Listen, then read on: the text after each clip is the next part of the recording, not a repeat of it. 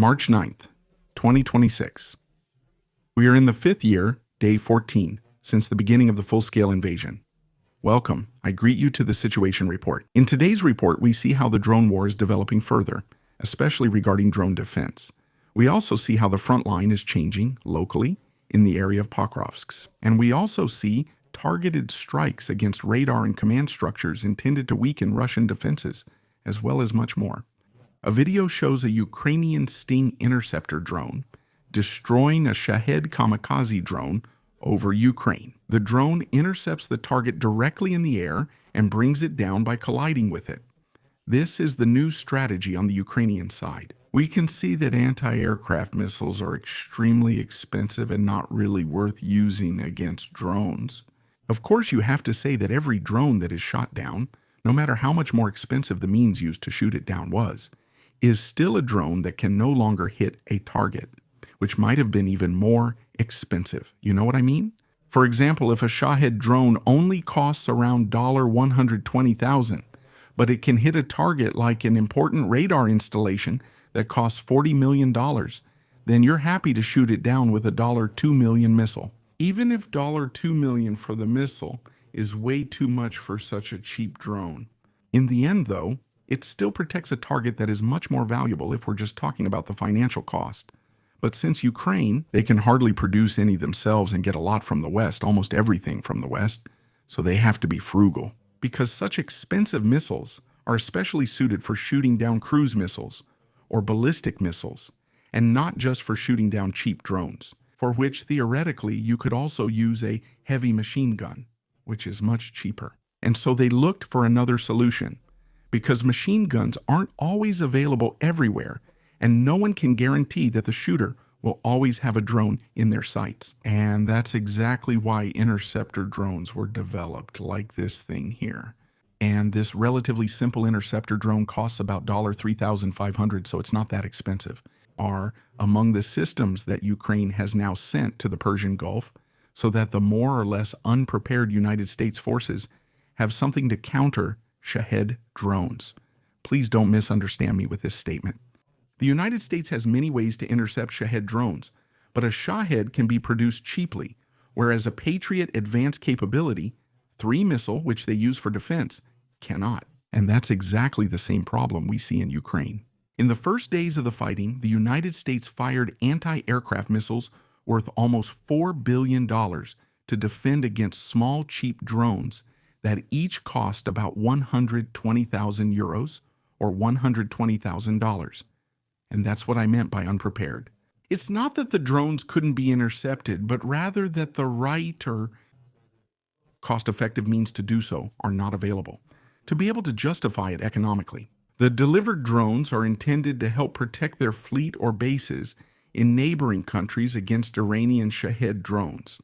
And that's quite good for Ukraine. If you think about it, if this war in Ukraine were not happening, then here in Europe we would have no one who could manufacture such drones, and no one who could deliver them in such a wide range of variations and quantities, and also no one with experience in drone warfare. I absolutely don't support the war, just to be clear. Again, what I mean by that is we can learn a lot from Ukraine, and that's why it's very good that there is a partnership between European or NATO countries and Ukraine when it comes to drone defense systems and their development. Ukrainian President Zelensky stated that Ukraine has received between 11 official requests from abroad in which countries have asked for support in defending against Shahed drones.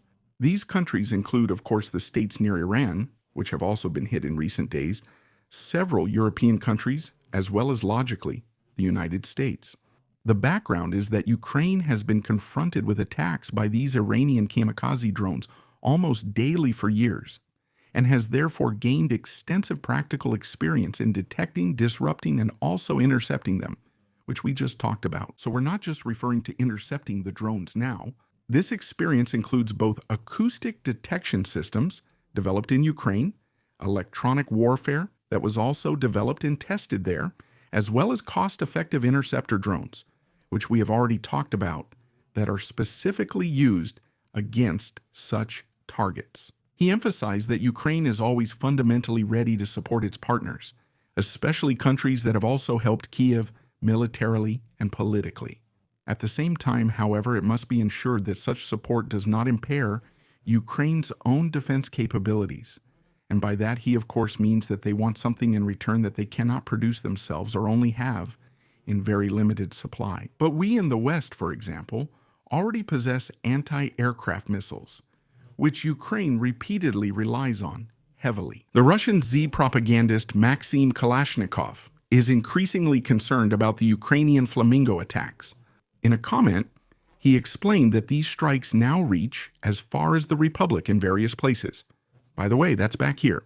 In his assessment, this is a clear warning signal for Russia, as it means that regions deep in the hinterland, previously considered relatively safe and unreachable, can now be targeted. From his point of view, the growing range of such attacks clearly shows that Ukrainian systems are increasingly able to penetrate deeper into Russian territory, and especially the Flamingo, which was intercepted during the first attempts, as we saw, but can now also penetrate further and further into the Russian heartland.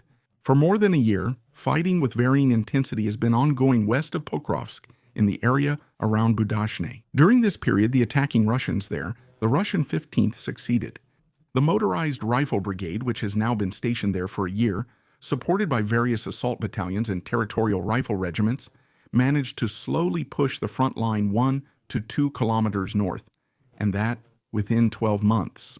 In the last few days, there was a rather interesting breakthrough in this sector. After months of fighting, Russian assault troops managed to permanently take control of the ruins of the Pokrovsk mine, which is also located in the town. In the process, Ukrainian forces, specifically elements of the 2nd Company of the 3rd Battalion of the 425th, Assault Regiment Scala and 4th Ranger Regiment units were pushed out of the area. The immediate fighting over the industrial complex had already begun in October 2025 and is now considered over due to a Russian victory. In the sectors near Budashne, the situation remains mostly unchanged, including in the 3rd's area of responsibility. National Guard Brigade Spartan, parts of the 2nd Operational Battalion continued to hold their positions. North of Kotlin, units of the 2nd Battalion of the 152nd are securing the area. Rifle Brigade remains at the Machushinja Trench, still contested recently. The Ukrainian Air Force confirmed the death of 39th Commander Oleksandr Dorfach. Tactical Aviation Brigade, and also awarded the title Hero of Ukraine, was killed today during a mission in an air battle. He was among the Ukrainian Air Force's most experienced pilots and flew hundreds of combat missions since the Russian invasion began. He was involved, among other things, in air operations to defend the Kiev, Kharkiv, and Kherson regions at the beginning of the war. He also took part in the battles for Snake Island, which played an important role in the fight for control of the northwestern Black Sea during the first months of the war.